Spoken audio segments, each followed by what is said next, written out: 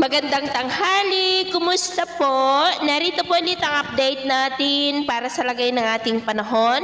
Ngayong tanghali po ng December 7, 2024. Sa ngayon po ay easterlies ang dominanteng hangin na umiihip sa silangan ng ating bansa, habang ang hanging amihan ay umiihip pa rin sa extreme northern Luzon at northern part ng northern Luzon. At sa ating pong long range forecast, maliban sa posibleng pamumuo ng mga low pressure areas sa silangan ng Mindanao, ay wala naman pong malakas na bagyo na nakikita na tatawid po dito sa ating bansa for the next 2 weeks. At sa lagay po ng ating panahon, ngayong tanghali ay maayos ang panahon sa malaking bahagi ng ating bansa.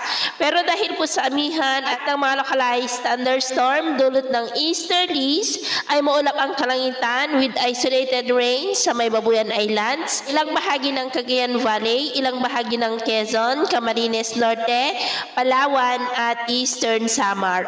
At sa susunod po ng mga oras ay mas maulap ang kalangitan with isolated light to moderate rains sa ilang bahagi ng Northern Luzon, ilang bahagi lamang ng Central Luzon, ilang bahagi ng Bicol, Palawan, ilang bahagi ng Kabisayaan at Mindanao. Kaya mag-ingat pa rin po tayo at kung lalabas tayo sa ating mga tahanan, ugaliin naman po natin lagi ang magdala ng kahit anong panangga natin sa init ng araw at proteksyon na rin po sa mga biglaang buhos ng ulan.